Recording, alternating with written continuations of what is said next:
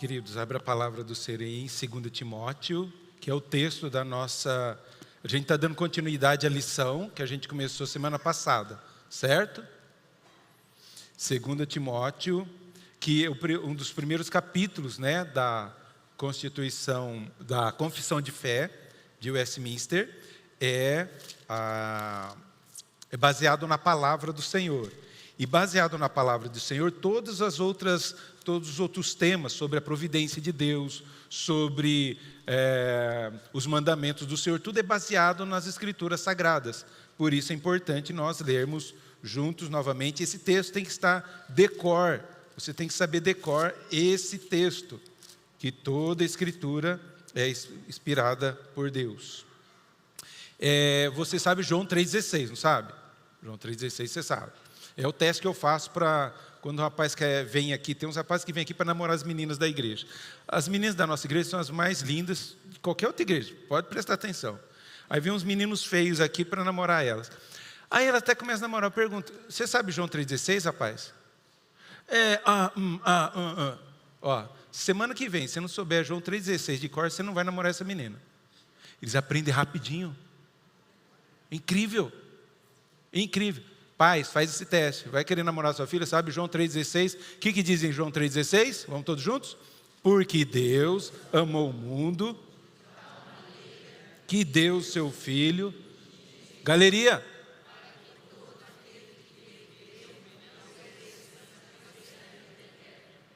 Certo? A gente sabe João 3,16. Depois eu vou fazer só a galeria, hein? Sozinhos, hein? Ele abaixa até a cabeça lá. E a gente tem que aprender também. O que aconteceu? Eu estava desligado, vou mudar lá. Tá. Vixe, apareceu eu lá, na tela lá. Está sendo transmitido ainda. Tá, né? Então tá bom. Se a gente sabe João 3,16, a gente tem que saber 2 Timóteo 3,16. Decor. Toda Escritura é inspirada por Deus e útil para o ensino, para a correção, para a repreensão, para a educação na justiça, a fim de que o homem de Deus seja perfeito e perfeitamente habilitado para toda boa obra. Certo? Então, aprenda que toda a palavra do Senhor, ela vai nos instruir, vai nos corrigir, vai nos edificar, vai nos dar sabedoria, vai nos capacitar, como eu disse semana passada, e vocês viram aqui o Bruno compartilhando que, de onde veio que ele tem que orar pela família nesse momento de luta, de tribulação? Veio de quê? Da palavra do Senhor. Eu vou orar pela minha família. Eu digo, o meu casamento melhorou quando nós começamos a orar um pelo outro. Eu oro pela Bilu, a Bilu ora por mim e nós somos edificados. Como eu vou ficar aborrecido? Como que eu vou maltratar alguém que eu tenho que abençoar? Então nós vemos essas questões. Aqui é o meu computador, né? Então vamos pôr de novo aqui. Tem que pôr aqui. E a gente aprende como que eu trato as pessoas segundo as Escrituras, a direção de Deus, sabedoria de Deus e tudo mais. Está indo, foi. Mas aí aqui eu consigo, né? Colocar minha canetinha aqui. Não consigo. Como que eu faço? Pensei que ia ser de um jeito e vai ser de outro jeito. Para que serve isso aqui? Está aqui.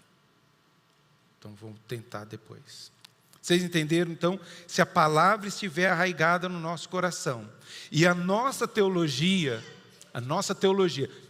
correta, faz com que a gente viva melhor, faz com que nós somos evitados de alguns problemas das Escrituras, segundo as Escrituras nos instrui, a não cair em certas síndromes e doenças. Lembra que eu falei no domingo passado, à noite, pregando, por que muita gente tem síndrome de burnout? Por que as pessoas ficam aí com um cansaço extremo? Porque elas acham que pela força delas, pela sabedoria delas, elas vão ganhar mais dinheiro, elas vão ser mais felizes. Por isso eu não posso descansar, eu tenho que trabalhar. Quem que vai sustentar os meus filhos? Eu tenho que trabalhar. E quando eu descanso, Deus fez 6 dias para eu fazer as minhas tarefas, mais um é para eu descansar. Deus deu uma essa ordem, Deus deu exemplo e colocou o mandamento para e descanse em mim, para que você encontre refrigério. Mas não, quer trabalhar todos os dias. Trabalhar todos os dias, uma hora o corpo cansa, sofre, leva trabalho para casa. É para descansar. Lembra que eu coloquei, está até aqui, uma francesa, na Revolução Francesa,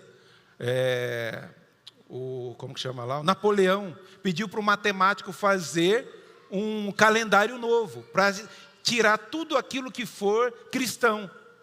E o matemático criou um calendário de uma semana de 10 dias. Então o mês tinha apenas 3 semanas. Um mês teria 3 semanas. Para quê? Para que os povos não fossem adorar no domingo. 6 dias, o 7. Não deu certo, durou 3 anos.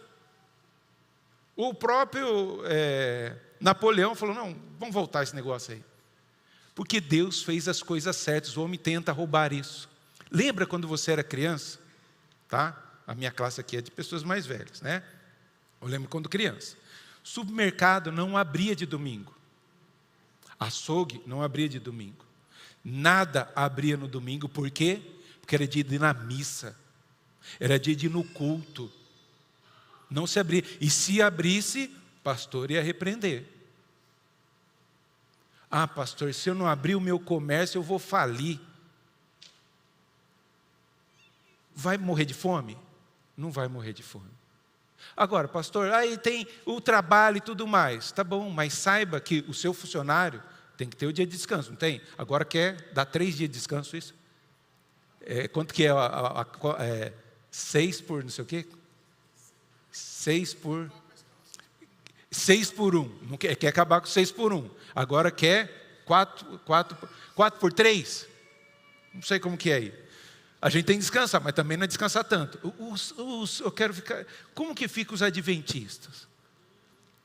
O mandamento é o quê? 6 dias trabalharás. Certo? Se trabalhar só 5, está pecando. Se a gente vai seguir o mandamento mesmo, se trabalhar 5 ou 4, está pecando. Porque a ordem é 6 dias. Gente, é o princípio, não é o mandamento em si. Mas é o princípio.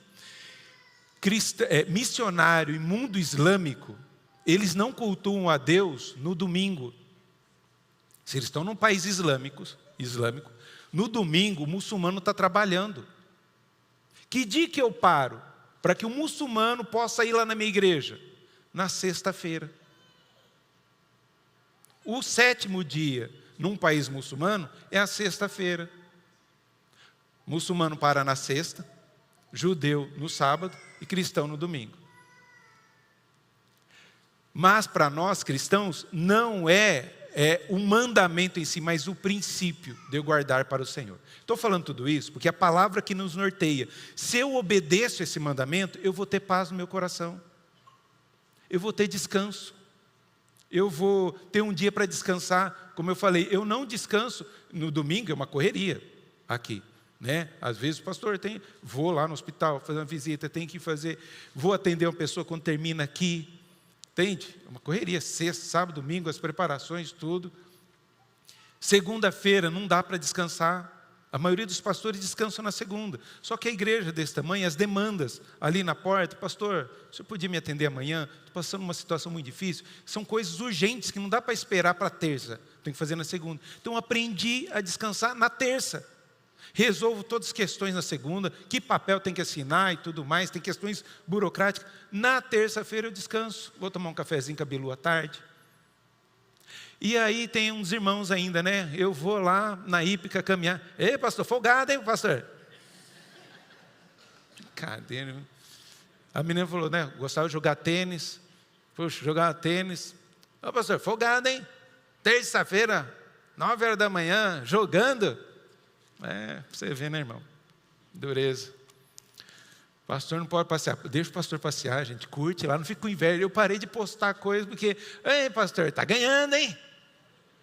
Mal sabe que eu ganhei a passagem, gente. Estou lá, mas nem isso eu posso. Cuide da sua vida, eu cuido da minha e vou dar satisfação para vocês, tá bom? eu tenho que dar satisfação. Eu vou falar um negócio para os irmãos. Eu fui para Los Angeles fazer um casamento. E tem amigos, eu tenho amigos que moram em muitos lugares. Tem amigo em Las Vegas. Vocês viram eu postar alguma coisa de Las Vegas? Nada. Porque se eu posto alguma coisa de Las Vegas, ia ter problema. Eu falei, Bilu, vamos colocar só ali fomos no Grand Canyon, gente. Coisa mais linda do mundo. Mas eu não postei porque, o pastor gastando dinheiro da igreja, está aí, ganha muito, não sei o quê. E por que eu estou falando isso? Não sei. Descanso. A gente tem que descansar. Então nós vemos que a palavra de Deus é que nos dá a direção. A confissão de fé de Westminster está baseada nas Escrituras. Se você pegar toda a confissão de fé, cada sentença tem a base bíblica. Vou dar um exemplo que a gente falou semana passada, da Escritura Sagrada. Está vendo que embaixo tem várias referências bíblicas? Tem muito mais, tá? É que eu cortei porque já ficou pequeno aí. Nós falamos sobre a palavra de Deus semana passada. Nós falamos sobre a Trindade, a diferença da confissão de fé para os credos.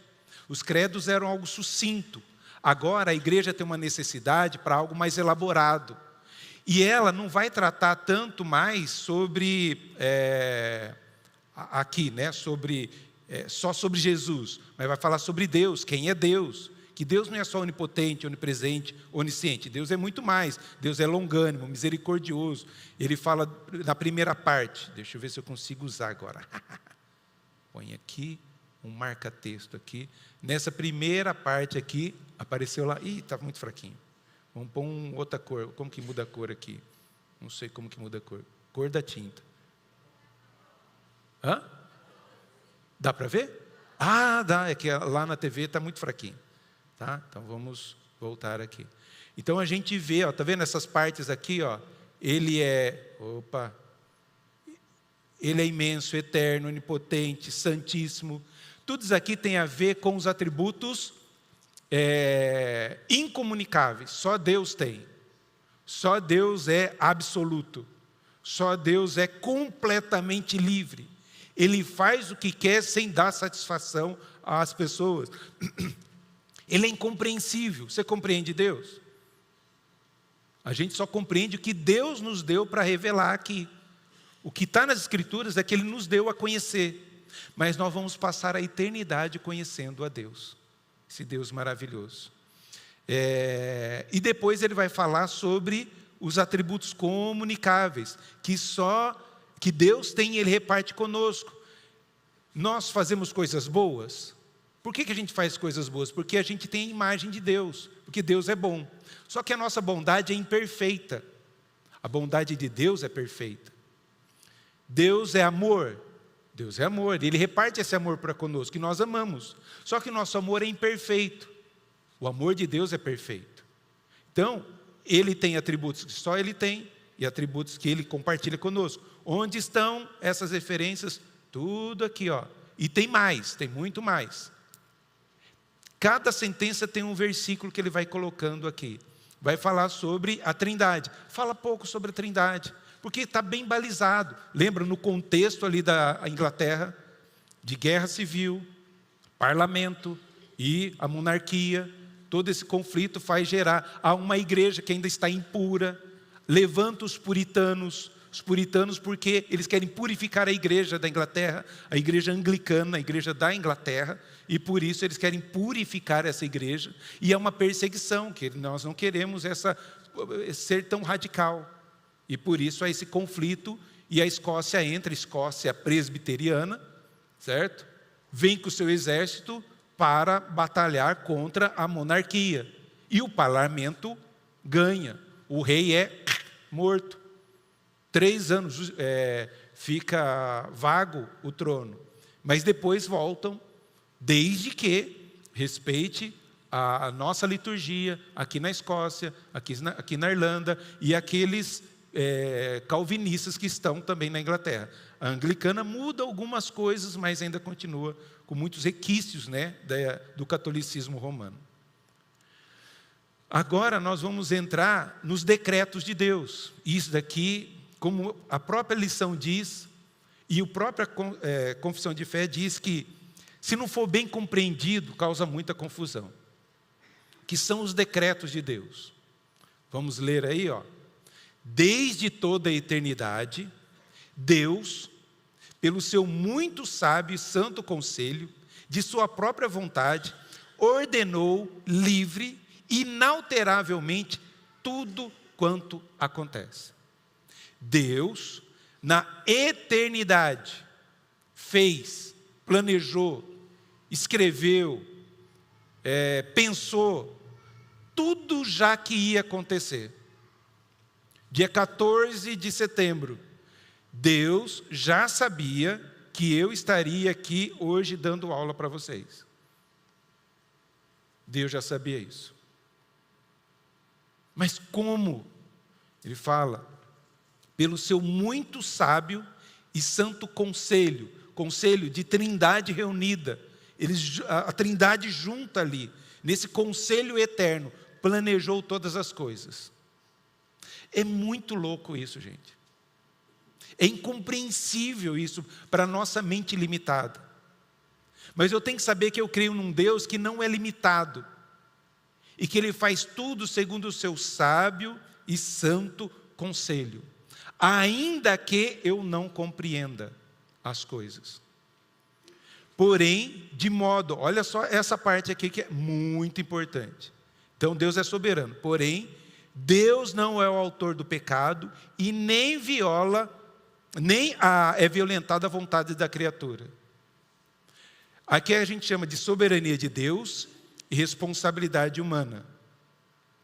Deus, vamos dizer assim, a minha responsabilidade humana está debaixo do guarda-chuva da soberania de Deus.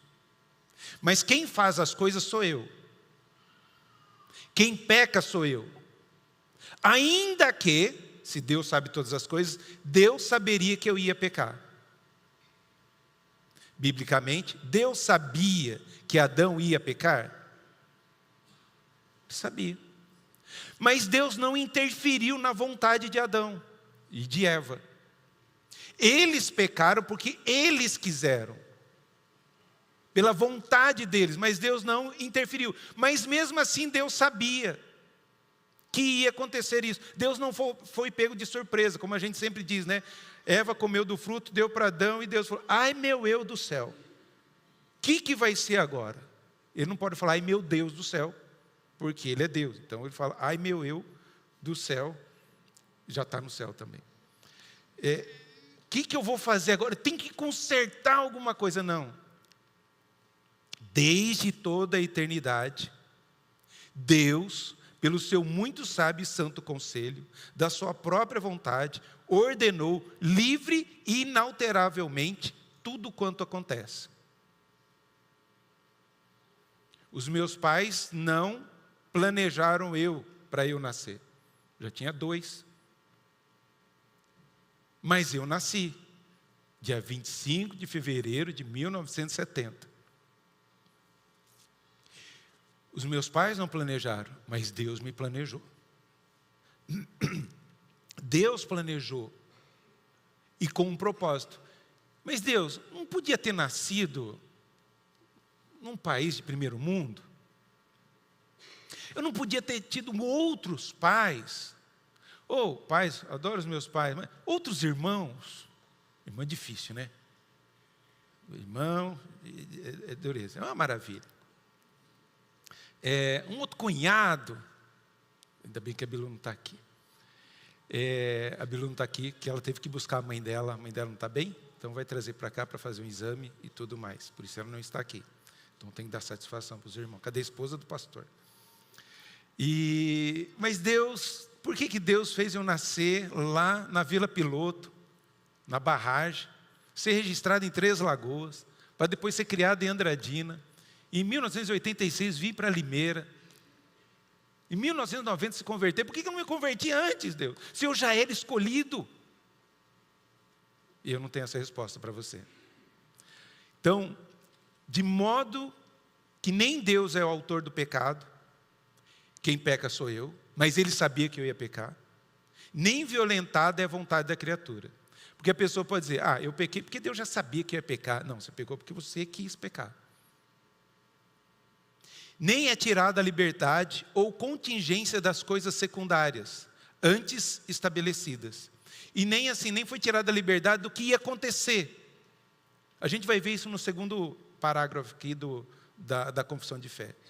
Para a gente ver bem a soberania de Deus e a responsabilidade humana, tem um texto aqui, tem vários outros, tá? Vou pegar um texto aqui, de Atos 2:22, Pedro prega para a multidão, e ele está falando o que aconteceu com Jesus. Que ele foi entregue, fez isso e aquilo. E Jesus, sendo entregue pelo determinado desígnio e presciência de Deus. Quem estabeleceu que Cristo ia ser morto na cruz? A presciência de Deus. Deus é soberano, Deus sabia que ia acontecer. Mas quem que matou Jesus? Vós mataste Jesus. Vocês, ele está falando para os judeus. Deus, na sua soberania, ia enviar Jesus. Mas foi Deus quem matou Jesus? Não, vocês mataram a Jesus. Soberania de Deus e responsabilidade humana. A responsabilidade humana está debaixo desse guarda-chuva de Deus. Deus não foi pego de surpresa. Deus já sabia, assim como Judas. Ele sabia que Jesus sabia que Judas ia o trair desde o começo. Desde o começo. E por que chama Judas para isso? Então, mas pastor, e se Judas não traísse? E se Adão não pecasse? E se eu não tivesse nascido? Você já ficou sentado pensando umas coisas? Gente, se eu não tivesse nascido, não ia mudar nada nesse mundo, gente. Olha quem eu sou. Eu lembro de uma luta de um rapaz, coloca o meu nome no Google aí. Não tem nada. Tem nada no Google, meu. Coloca o nome do pastor fulano aí. Tem um monte de coisa. Não significa nada. Gente, eu estou preocupado com o que diz o Google. Estou preocupado com quem pensou em mim. Se Deus que criou por um propósito, Deus me criou para a glória dEle. E eu quero viver para a glória dEle, para o louvor dEle. Não estou preocupado com o Google, ou se eu vou ter um reconhecimento, se vão colocar o meu nome numa placa ou não. Eu sou reconhecido por Deus. Conta a história de um missionário, depois de muitos anos no campo missionário, eles chegam no aeroporto. Quando eles descem do avião ali, já o casal, cabelos bem grisalhos, há uma multidão aplaudindo. Diz, nossa, alegres e tudo mais. Só que ele vê que o aplauso não é para ele, é para o atleta que ganhou a medalha, que está no mesmo voo. Ninguém foi receber o pastor, o missionário, família missionária. A sociedade não reconhecia eles, mas com certeza no céu. Muita gente vai, for sentido figurado, vai aplaudi-los. Obrigado. Porque foi por sua causa. Deus usou a sua vida para que eu conhecesse a graça de Jesus. Esse é o maior reconhecimento que a gente tem, queridos. Esse é o maior reconhecimento que a gente tem. Então, está vendo a soberania de Deus? Eu planejei, mas quem matou foram vocês. Não foi eu. Não foi Deus. Mas como que é isso? Mas Ele sabe, por que Ele não impediu? Então, e se? Aí ainda que Deus sabe tudo quanto pode ou há de acontecer, em todas as circunstâncias imagináveis. Então, qual a circunstância imaginável? Se eu não criar Adão, o que pode acontecer? Deus já sabia. Se Adão não pecar, eu já sei. Está vendo que todas as circunstâncias imagináveis, Deus já sabe. Até o se eu não nascesse, se não fosse esse presidente, se não fosse esse país, se não tivesse essa guerra, Deus já sabia, e Deus já, na sua eternidade, já sabia o se. E no seu sábio e santo conselho, Ele tirou esse se e deixou com que Adão pecasse. E se Adão não pecasse? Deus já tirou, isso não ia render glória a ele. Mas Adão pecou, aconteceu isso aí, ele escolheu isso, Adão escolheu isso. Deus vai usar isso para um propósito maior. Deus não fez isso com como que eu posso dizer aqui? Com o Faraó. A gente vai ver um pouquinho sobre o Faraó também. Quem teve o sonho das vacas magras e vacas gordas? Foi José? Foi Abraão? Ou foi Faraó? Foi José? Foi Faraó? Quem que teve? Faraó. José interpreta. Porque José interpretou o sonho, ele faz com que os mantimentos sejam guardados durante 7 anos. E por quê? Aí todo mundo vai vir para cá. Lembrando, o povo sai do Egito para ir para onde? Sai do Egito para ir para onde? Terra prometida. Se você olhar lá no texto, Abraão está onde? Antes de eles irem para o Egito. Na terra prometida. Aí Deus dá um sonho a Faraó. Tem fome na terra. Abraão, os seus filhos, ficam sabendo que lá no Egito tem comida. Eles têm que sair da terra prometida, ir lá para a terra do Egito. Já aconteceu um monte de coisa, né?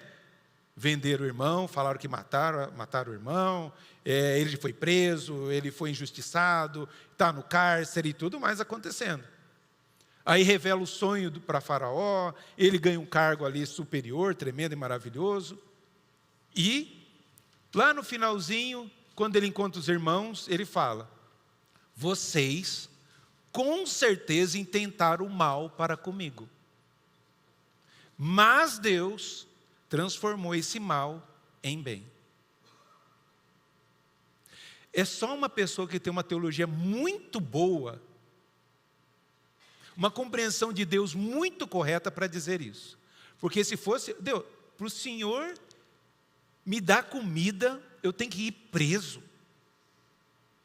Eu tenho que ficar privado da minha família, do meu pai, da minha mãe. Será que o Senhor não tinha outro jeito? E mais ainda, eles vão ali para o Egito, não é? Quanto tempo eles ficam no Egito? Cerca de 400 anos, né? Eles ficam ali no Egito. Muita gente que foi e morreu escravo, viveu escravo e morreu escravo. A gente só conta a história, eles foram libertos do Egito, mas eu que morri no Egito. E o texto diz, morreram na esperança da terra prometida. Nós morremos na esperança da vida eterna. Nisso que nós temos que entender. Agora, Deus não podia poupar muitas coisas? Quando a Babilônia entra no Egito, em Israel, isso já muito tempo depois, tá? O povo desobedece a Deus, não cumpre os mandamentos do Senhor e tudo mais. Deus fala, eu vou levantar um outro povo para punir vocês, por causa do pecado de vocês.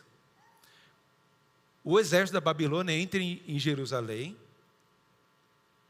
mata pessoas, senhores, senhoras, crianças, mulheres grávidas, pega as criancinhas, roda e bate com a cabeça na pedra. Deus falou, vou mandar um outro povo para tirar vocês daí, porque eles me desobedeceram. Para vocês aprenderem uma lição. Como que Deus faz isso, gente? Só uma teologia muito correta para se confortar nisso. De saber que, como José, Deus trata com o povo lá na frente, liberta o povo depois com um rei inimigo, rei Ciro, que vem libertar, destrói a Babilônia para poder libertar o povo de Deus e eles voltar para Jerusalém. Tá, mas e a mãe que perdeu seu filho? É bonito aqui, quando é para os outros. Mas vai compreender quando é para a gente. É bonito dizer, o povo ficou 400 anos lá no Egito, depois Deus libertou, fez milagre e tudo mais. Deus sabia, Deus sabia. E se? Deus sabia o e se também. E Deus faz como Ele quer. Sua livre vontade. Ele não decreta coisa alguma por havê-la previsto como futura. Eu estou vendo lá na frente que no sermão evangelístico daquele dia o Nilton ia levantar a mão. Não, independente se eu levantar a mão ou não, Deus já sabia. Ou como coisa que havia de acontecer em tais condições. O se, Deus já sabia. Olha o texto aqui de Romanos, falando de Esaú e Jacó. Esaú e Jacó. E ainda não eram gêmeos nascidos, Romanos 9, nem tinham praticado o bem e o mal. Para quê?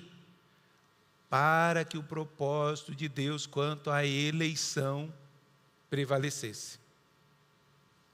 Por que eu estou escolhendo um e outro? Antes que eles façam alguma coisa, para vocês aprenderem que quem escolhe sou eu. Você pode espernear. Abre em Romanos capítulo 9. Deixa aberto aí que eu vou chegar lá. E depois eu convido você a fazer um exercício. Estudar esse capítulo. Se o que eu estou falando está algo errado ou não. Tá? Mas olha só. Por que Deus, antes que os gêmeos tinham feito bem ou mal, Deus já escolheu um e rejeitou o outro. Não por obra. Por que Deus escolheu um e rejeitou o outro? Não foi por obras. Por fazer coisas boas ou fazer coisas ruins. Ou que Deus previu que ia fazer coisas boas e coisas ruins. Não. Para que o propósito de Deus quanto à eleição prevalecesse. Não por obras, mas por aquele que chama.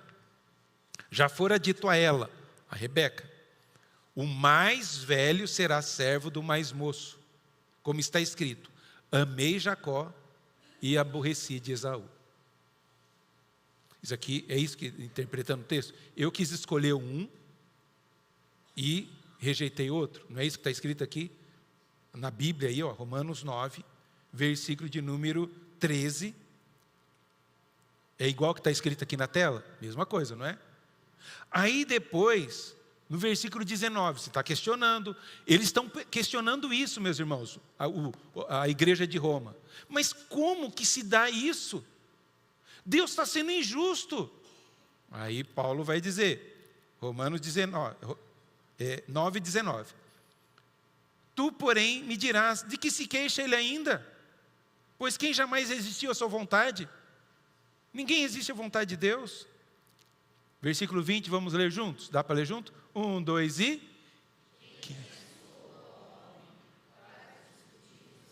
Isso, tem. Quem é você para discutir com Deus? Como eu sempre digo, você tinha um plano melhor? Ah, se eu fosse Deus, eu faria diferente. Esaú sempre foi o melhorzinho. Ele foi o filhinho da mamãe, sabia cozinhar, fazer comida, estava sempre em casa, caçava. Perdão, é o filhinho do papai, né? Esaú é o filhinho do papai. Caçava, forte. Jacó que é o filhinho da mamãe, queridinho da mamãe, né? Sabia cozinhar, fazer as coisas, mas malandrinho, desde quando nasceu. Mas não foi assim. Eu quis escolher o mais ruim. O que ninguém ia escolher, eu escolhi ele. E não foi assim com você? Não tem gente melhor do que você? Dá uma olhadinha nesse mundo aí. Gente, tem uns budistas que assim, eu falo, os caras são muito puros.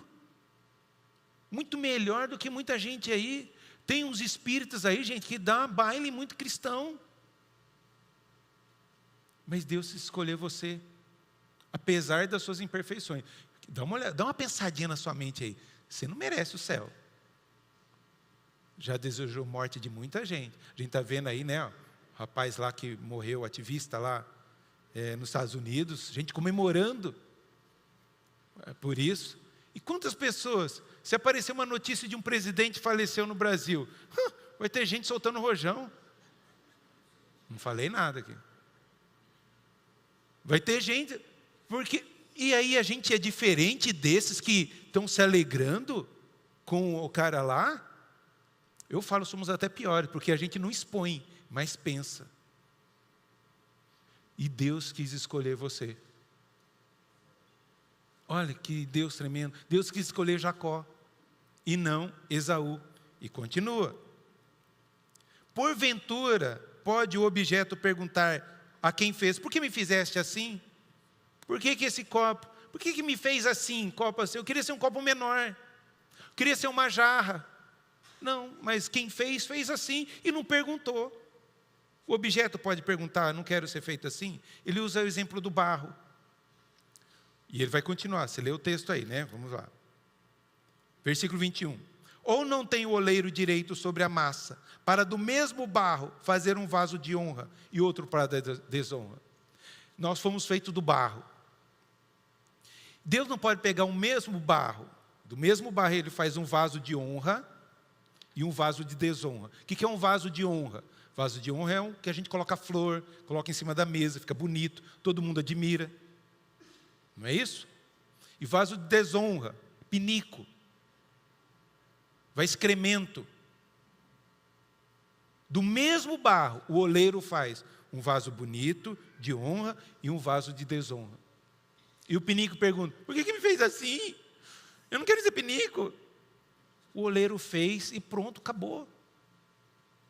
E ele continua. Versículo 22. Que diremos, pois?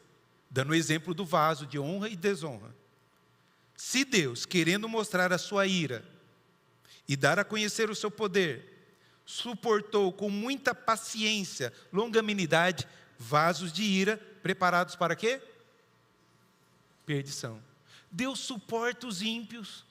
Sabe aquele carnaval que zombaram de Jesus? Eles lá, pensando que estava abafando, Deus ria. Tadinho. Vê lá o Salmo de número 2, fala, Deus ri deles. Tadinho. Mal espera. Aquela coisa, sua hora vai chegar. O que é teu está guardado. Pô, quer zombar? Zomba. E Deus vai dando corda. Vai chegar a hora. Que os zombadores, Deus vai mostrar o seu poder, a sua ira sobre eles. Que Ele preparou essas pessoas para o dia da perdição. Mas também preparou o quê? Versículo 23. A fim de que também desse a conhecer as riquezas da sua glória, em vasos de misericórdia, para a glória preparou de antemão. Nós somos vasos de misericórdia. Deus nos fez para a glória. E o que eu tenho a dizer? Só me render diante dos pés do Senhor Jesus. Ele faz como Ele quer e como lhe apraz. Continuando aqui. Segundo o seu eterno e imutável propósito, e segundo o santo e conselho e beneplácito de sua vontade, Deus, antes que fosse o mundo criado, escolheu em Cristo para a glória eterna, os homens que são predestinados para a vida, para o louvor da sua graça, que os escolheu de sua mera e livre graça e amor, e não por previsão de fé, ou de boas obras, ou perseverança nelas, ou de qualquer outra coisa na criatura que o isso movesse como condição ou causa. Então Deus assim, eu vou ver lá que ele vai levantar a mão, eu vou ver que ele vai exercer a fé. Não, antes de tudo, Deus escolheu em Cristo cada um dos salvos, certo? A doutrina deste alto mistério da predestinação deve ser tratada com especial prudência, cuidado, a fim de que os homens, atendendo à vontade revelada em sua palavra e pretextando obediência a ela, possam, pela evidência da sua vocação eficaz, certificar-se da sua eterna eleição. Por mais que Deus nos escolheu antes da fundação do mundo, eu tenho que certificar da minha salvação, minha responsabilidade. O salvo evidencia sua salvação no amor ao próximo, no amar o inimigo, de orar pelos inimigos, de obedecer a palavra do Senhor, de honrar a família. O salvo evidencia.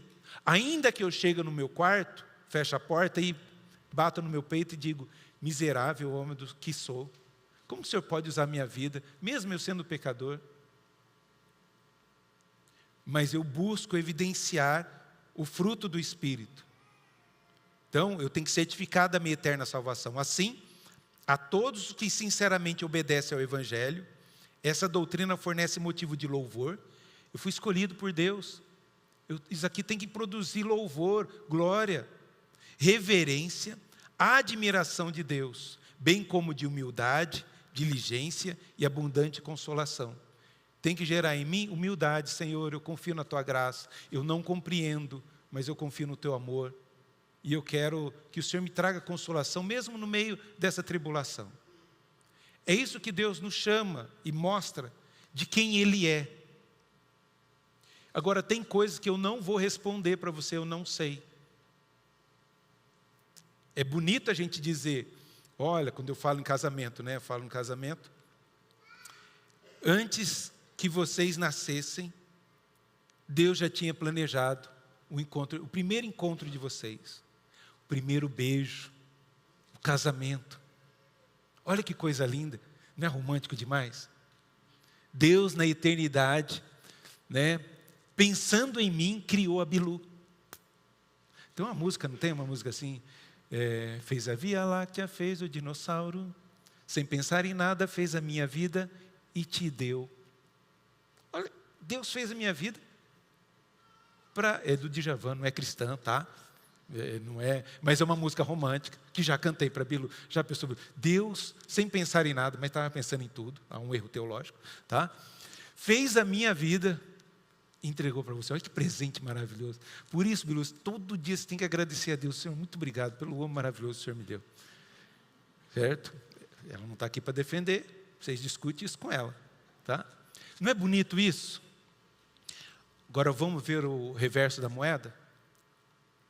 Conversei semana passada com uma moça e falando sobre a predestinação, que Deus sabe tudo. Por que Deus permitiu eu ser abusada na minha infância? Deus não podia ter impedido isso? Eu posso usar, né? É que Deus queria ensinar você, para você se voltar, se converter. Deus precisa que uma criança precisa ser abusada para eu ir para Jesus? Porque o meu filho de 1 ano faleceu de uma coisa assim, do nada, morreu afogado. É para ensinar a família a buscar mais a Deus. Deus precisa fazer isso para eu buscar mais a Deus?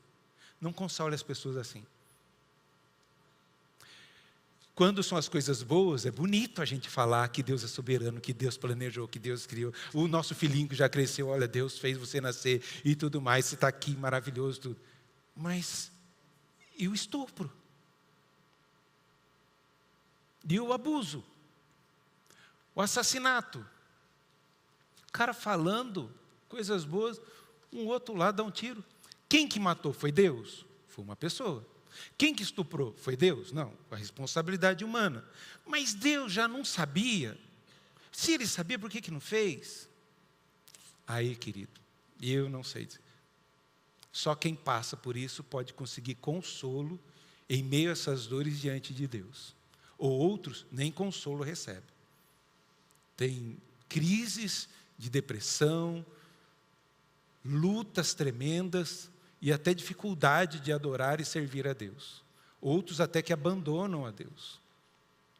Eu não sei te dar, eu sei te dar as respostas para as coisas boas. Deus planejou, Deus criou isso, e não sei o que e tal. Mas para outras coisas eu não tenho resposta. Deus não é o autor do mal. Mas como Ele permite que aquele mal aconteça com aquela pessoa? A gente pode se desculpar para nós, né? Tá vendo quantas vezes Deus te livrou de um abuso? E você nem sabe. Deus te livrou de um assassinato e você nem sabe. Tá, mas e a minha irmã que foi estuprada? O meu irmão que perdeu o filho? Eu não sei. Eu não vou discutir com Deus. Eu aprendi isso, eu não sei como vai ser a minha vida e tudo mais. Como que eu vou discutir, mas eu quero descansar em Deus, saber que Ele tem um plano sábio e santo. E as boas explicações vou ter na glória. Fala, Rosane.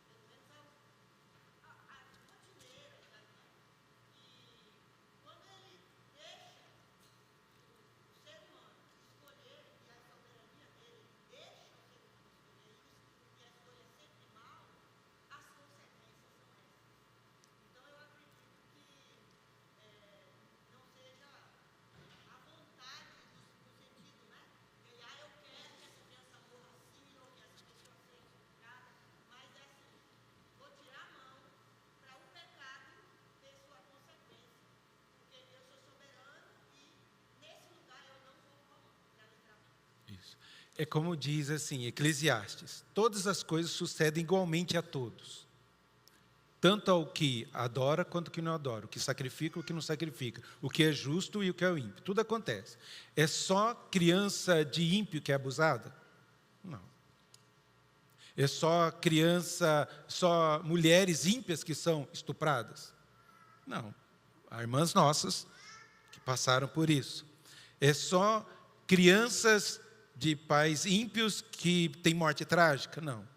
Filhos crentes também. Tudo sucede igualmente a todos por causa da consequência do pecado, certo?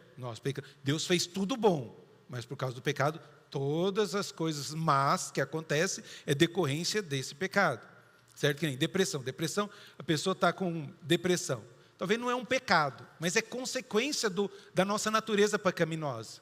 Porque Deus não nos fez para ter depressão, mas por causa do pecado, nós sofremos depressão. É como Deus não nos fez para quebrar perna. Não era para a gente quebrar a perna, nem envelhecer. Mas por causa do pecado a gente quebra a perna e envelhece. Tá? A gente entende isso. Mas não existe milagre. Não podia ter um milagre da intervenção desse abuso, vamos dizer então, na vida do crente. Certo?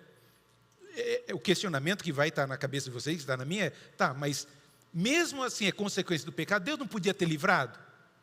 Podia. E se? Tem o e se também. Resposta, só vou ter no céu. Por que meu filho foi tão cedo? Por que daquela questão tão grave? Por que daquela luta? E eu vou encontrar refúgio em Deus. Jesus chora comigo. Jesus chorou com Marta, com Maria, a morte do seu amigo. Deus é um Deus que chora com você, com a sua dor. Ele conhece a sua dor.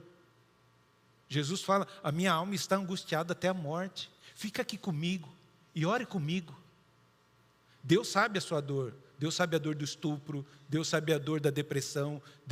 Jesus sabe a dor do luto. Jesus sabe a dor da depressão. A sua dor Ele conhece. E Ele vem e chora conosco. É Deus conosco nessa luta, nessa tribulação. Que Deus nos ajude, queridos, a compreender a grandeza de Deus e saber que Ele tem um sábio e santo conselho. Os primeiros capítulos, bem como toda a confissão de fé, são inteiramente fundamentados na Bíblia. Ela é a base de toda a declaração de fé dos documentos de Westminster. Assim, ao começar pela explanação da doutrina das Escrituras, a confissão de fé demonstra que é somente por meio delas que Deus pode ser conhecido naquilo que decidiu revelar acerca do seu ser e das suas obras. O que ela revela é um Criador bom, amoroso, justo, que sustenta e dirige a sua criação segundo a sua soberana vontade. Deus é soberano e Ele sempre vai fazer o melhor, ainda que eu não entenda. Mas lá a gente vai ter essa resposta. Oi? Os mistérios de Deus, que Ele não revela a nós o porquê disso. Mas algumas coisas Ele revela para a gente. Oi, Adriana.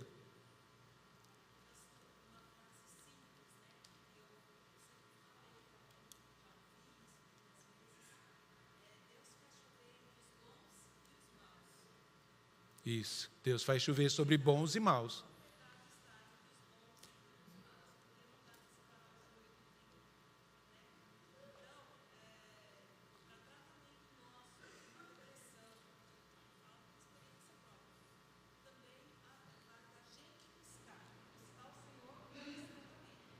Cabe a nós buscarmos, até numa luta de depressão, buscar esse Deus. E buscar uma resposta em Deus. O Salmo 42 é o retrato disso.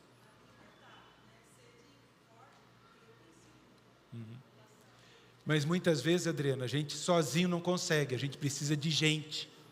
E Deus coloca a gente para nos ajudar a tirar desse lamaçal. Salmo 42, nós vamos meditar hoje à noite sobre o Salmo 42, tá bom? Por que estás abatido a minha alma? O que te tristece dentro de mim? Espera em Deus. Eu ainda não consigo agora, mas ainda eu vou louvar ao Senhor. Fala, meu amigo, rapidinho que as crianças já estão vindo aí.